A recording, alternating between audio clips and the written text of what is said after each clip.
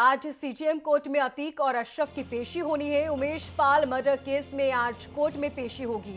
High security barrack में पूरी रात कटी है दोनों की और नैनी जेल में दोनों को अलग अलग बैरक में रखा गया है।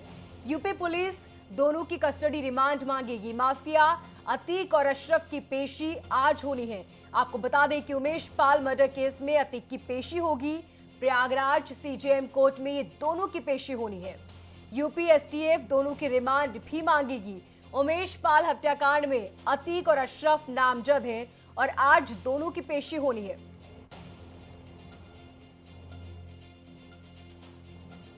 ये बड़ी जानकारी अब तक पहुंचा रहे हैं। उमेश पाल मर्डर केस में अतीक की पेशी आज होनी है। प्रयागराज के सीजेएम कोर्ट में दोनों की पेशी होगी। कल दोनों को अलग अलग बैरक में रखा गया था ताकि दोनों की मुलाकात न हो सके और आज दोनों की उमेश पाल मर्डर केस में पेशी होगी।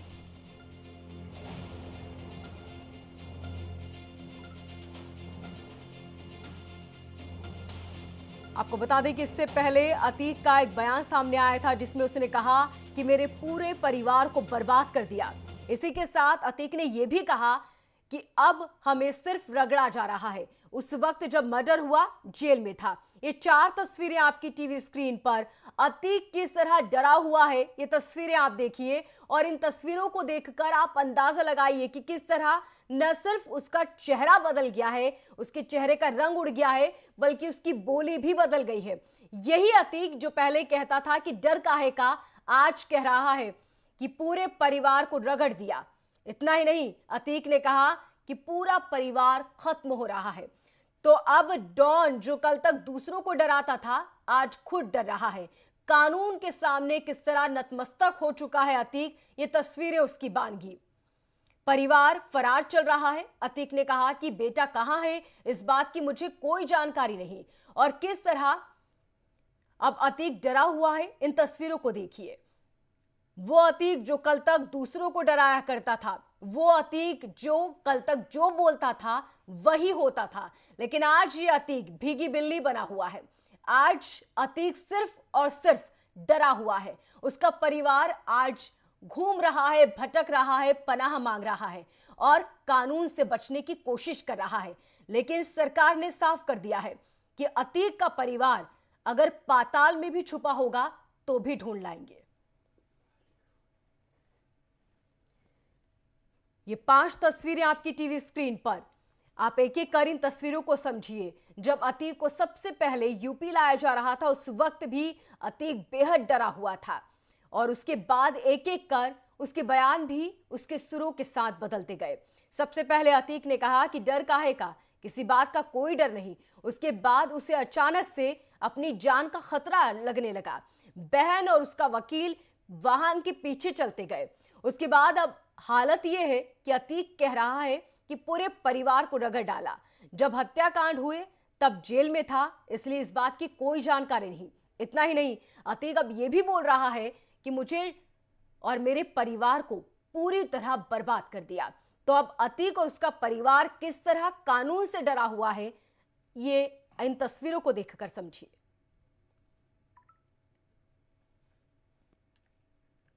आपको बता दें कि यूपी के इलाहाबाद में अतीक का जन्म हुआ था। 10वीं की पढ़ाई की, उसके बाद शिक्षा छोड़ दी और उसके बाद जब सत्ता हाथ में आई तो ऐसा खुमार चढ़ा कि अतीक की जुबान, उसके सुर और परिवार सब बदल गए और धीरे धीरे किस तरह अतीक के सर पर गुनाह भी बढ़ते गए। और अब जब कानून का शिकंजा है तो डर लग रहा है।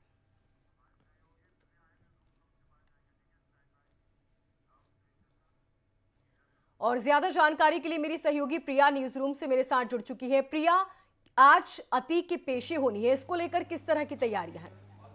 बिल्कुल मोनिका, सुरक्षा के तगड़े बंदोबस्त किए गए हैं क्योंकि कल हमने देखा कि जिस तरीके से अतीक को यहाँ पर लाया गया प्रयागराज में, पुलिस की ओर से तमाम तरह के कदम उठाए गए। इस बीच सबसे अहम ये हो जाता है मोनिका कि रात अतीक अहमद की बहुत मुश्किलों भरी गुजरी है। 16 दिन के बाद प्रयागराज में उसकी वापसी होती है जब वो यहाँ पर पहुँचता है। जो तस्वीरें भारत एक्सप्रेस अपने दर्शकों को लगातार दिखा रहा है, जिसका भी आप भी जिक्र कर रही थी कि अतीक के चेहरे पर वो डर, वो खौफ देखने को मिला और यही वजह है कि वो कह रहा था कि मुझे परेशान किया जा रहा है, माफियागिरी कब का खत्म हो चुकी है, अब सिर्फ और सिर्फ रगड़ा जा जा रहा है, यही खौफ है उस अतीक के भीतर जो कि इस वक्त देखने को मिल रहा है। अगर हम बात करें तो वहां पर प्रशासन की ओर से तमाम तरह के बंदोबस्त किए गए हैं, क्योंकि किसी प्रकार का कोई लूप होल ना हो, किसी प्रकार की कोई ऐसी लापरवाही ना हो जिसका खामियाजा भुगतना पड़े। इसको लेकर जब 16 दिन पहले जब उसे उमेश पाल अपहरण मामले में एमपी एमएलए की विशेष अदालत में पेश किया जाना था, तब उसे जब लाया गया था तब भी हमने प्रबंध देखा था, और इस बार भी ऐसे बंदोबस्त कमोबेश देखने को मिल रहे हैं। बड़ी खबर यही है कि नैनी सेंट्रल जेल के हाई सिक्योरिटी बैरक में उसे रखा गया, उसके और उसके भाई यानी कि अशरफ को, दोनों को अलग अलग बैरक में रखा गया था।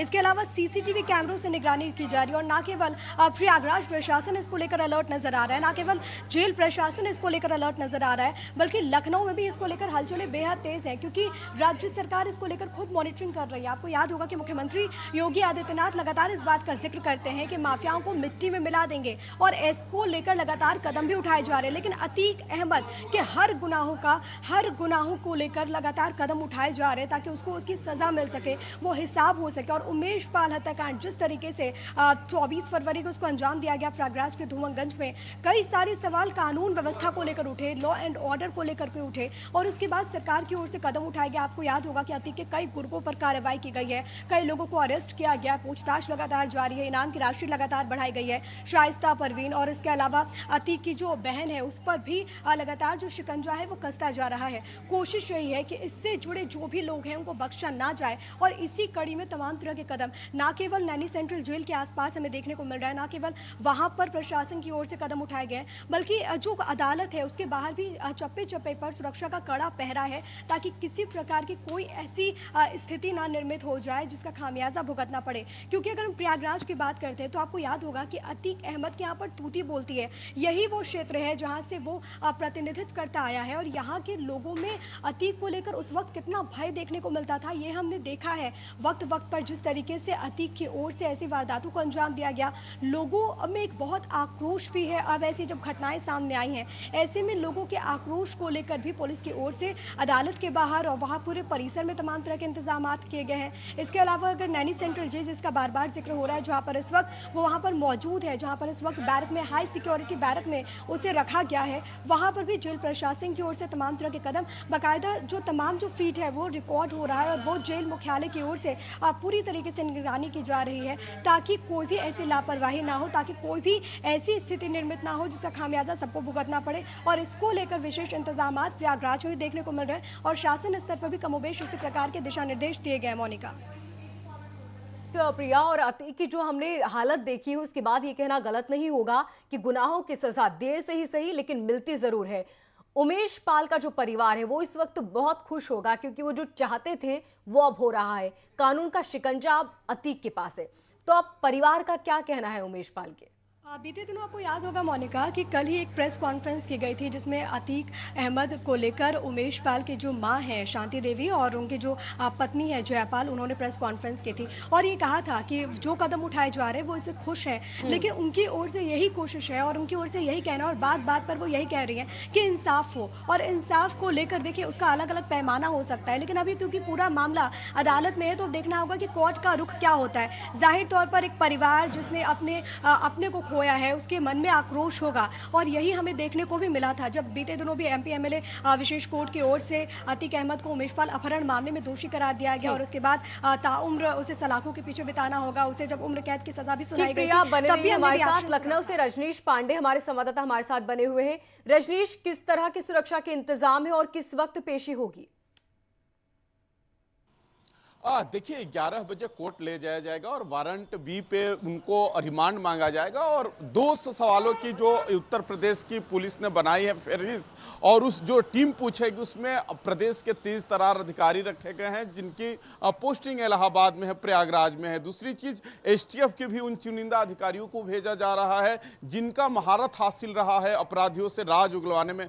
चूंकि घटना हुए 47 दिन हो गया मोनिका, 47 दिन का एक लंबा वक्त होता है। जिस तरीके से विधानसभा में योगी आदित्यनाथ का बयान आया था तो माना जा रहा था हफ्ता 2 हफ्ता में पूरा मामला खत्म हो जाएगा। लेकिन जिस तरीके से असद का लगातार लोकेशन मिल रहा है, हालांकि असद की जो लोकेशन मिल रहा था, शुरू में एसटीएफ ने जरूर दावा किया कि वो नेपाल भाग सकता है, लेकिन उसके बाद दिल्ली पुलिस ने क्लेम किया कि वो दिल्ली में ही छिपा रहा।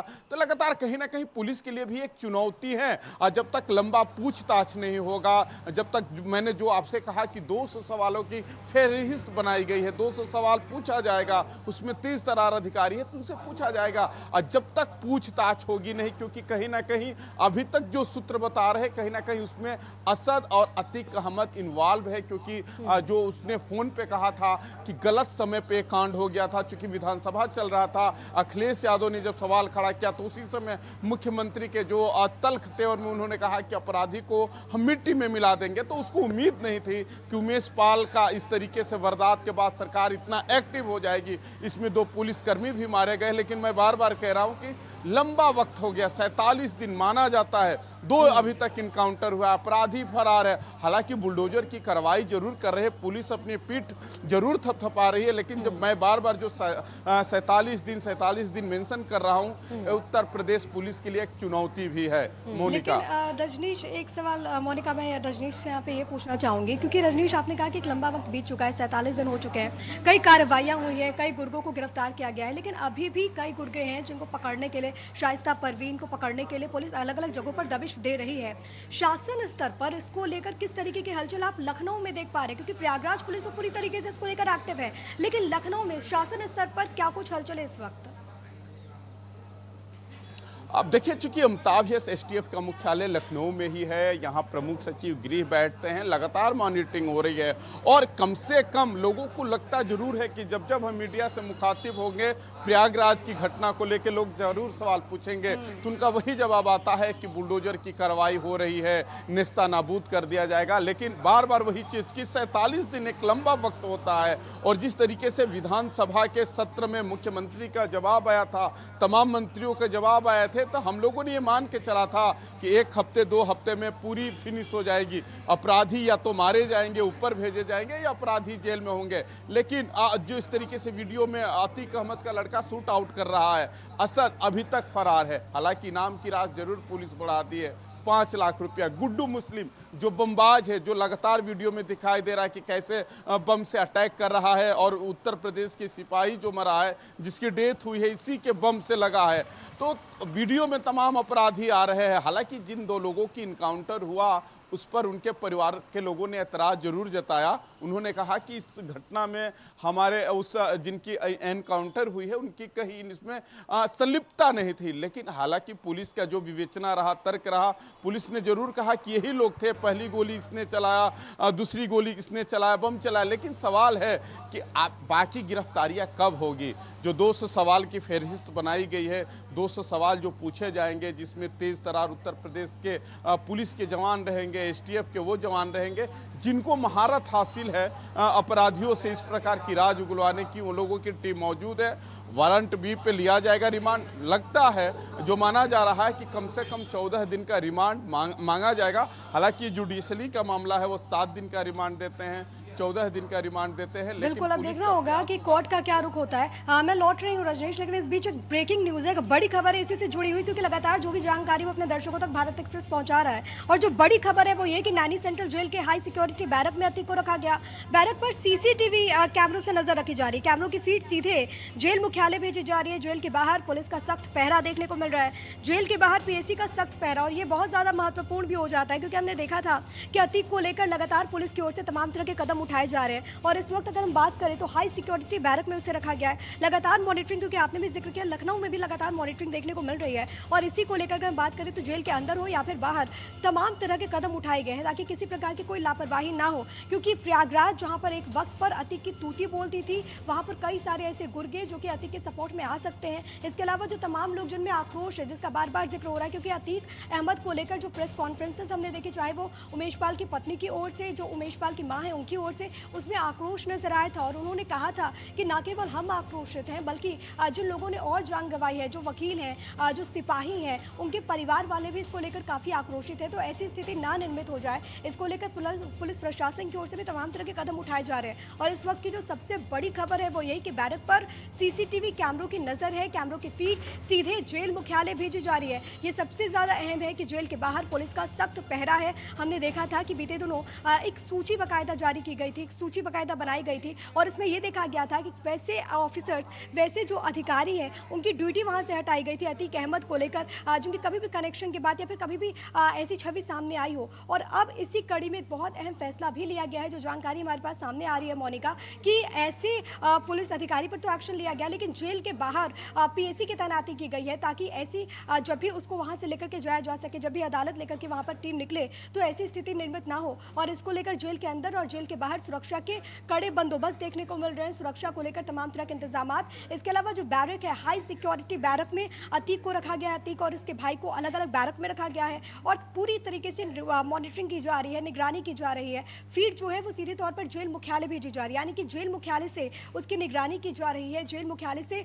हर एक बारीकी, हर एक इंफॉर्मेशन वहां पर हासिल की जा रही है। अतीक अहमद को लेकर कोई कोताही बरती नहीं जा रही है, क्योंकि शासन स्तर पर सीधे तौर पर दिशा निर्देश है। यही वजह है कि वहां पर तमाम जो आला अधिकारी हैं उनकी मौजूदगी और वो हर एक चीज को, वो हर एक जानकारी को हासिल कर रहे हैं, वो हर एक चीज को खुद मॉनिटरिंग कर रहे हैं। मोनिका, बिल्कुल ठीक कहा प्रिया आपने, और जिस तरीके से आपने जानकारी दी उससे यही लगता है कि पुलिस अब बहुत ज्यादा एक्टिव हो चुकी है, क्योंकि न सिर्फ जेल के बाहर बल्कि अंदर भी सिक्योरिटी बहुत टाइट है। तो ऐसे में अब पुलिस किसी भी तरह की कोताही बरतना नहीं चाहती।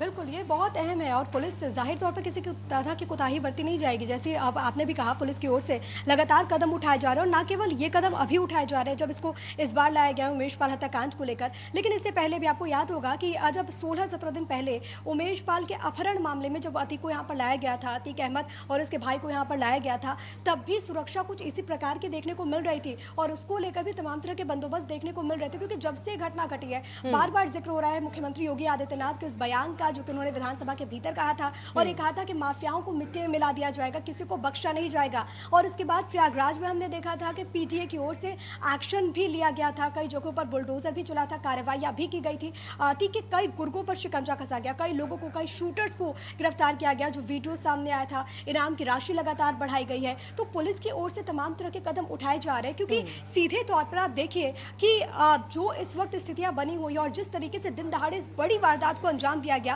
उमेश पाल हत्याकांड प्रयागराज पुलिस के लिए, यूपी पुलिस के लिए बहुत बड़ी चुनौती और सीधे तौर पर आप देखिए कानून व्यवस्था पर सवाल उठे, क्योंकि यूपी में ऐसी बड़ी घटना का घटना और उसके बाद विपक्ष के निशाने पर एक तरीके से योगी सरकार आ गई। विपक्ष लगातार सवाल पूछ रहा था कि ठीक प्रिया, बने रहिए। रजनीश भी हमारे साथ बने हुए हैं लखनऊ से।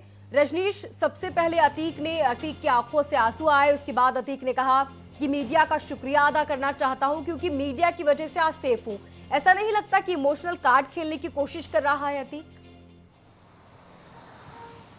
देखिए, जो अपराधियों के चाल चरित्र होते हैं, कि आ चुकी राजनेता भी रहा है अतीक अहमद, तो हम कह सकते हैं कि दोनों का ये कॉकटेल है। समझता है कि हमको कब क्या बोलना है। लेकिन जिस तरीके से कुछ साल पहले एक घटना हुई थी, उन्होंने कहा कि मेरे पति के हत्यारे को फांसी मिलनी चाहिए। देखिए, उन्होंने प्रेस कॉन्फ्रेंस बाकायदा की थी और इसी कड़ी में उन्होंने बड़ी बात कही, अतीक एंड फैमिली को मिट्टी में जरूर मिलना चाहिए। अतीक की मौत से तसल्ली मिलेगी, अतीक और उसके आतंक का जड़ से खात्मा जरूरी है। ये कौन कह रही है? जयापाल कह रही है, जिन्होंने बाकायदा प्रेस कॉन्फ्रेंस की थी और इस दौरान अतीक अहमद को लेकर उन्होंने तमाम बड़ी बातों का जिक्र किया। और इसी दौरान क्योंकि आक्रोश लगातार देखने को मिल रहा है और सीधे तौर पर उनकी ओर से कहा गया है कि अतीक अहमद को फांसी मिलनी चाहिए क्योंकि वो मेरे पति का हत्यार है। उन्होंने ये भी कहा कि अतीक, ना केवल अतीक के ऊपर ये कार्रवाई की जाए बल्कि अतीक एंड फैमिली को मिट्टी में जरूर मिलाना चाहिए। अतीक की मौत से तसल्ली मिलेगी, ये जयापाल ने कहा। और उनकी माँ भी, क्योंकि उमेश पाल की माँ भी उस दौरान वहां पर मौजूद थी प्रेस कॉन्फ्रेंस में, तो परिवार की ओर से यही मांग की गई। और जाहिर तौर पर क्योंकि उन्होंने अपने पति को खोया है, एक माँ ने अपने बेटे को खोया है तो उनका आक्रोश देखने को मिलेगा।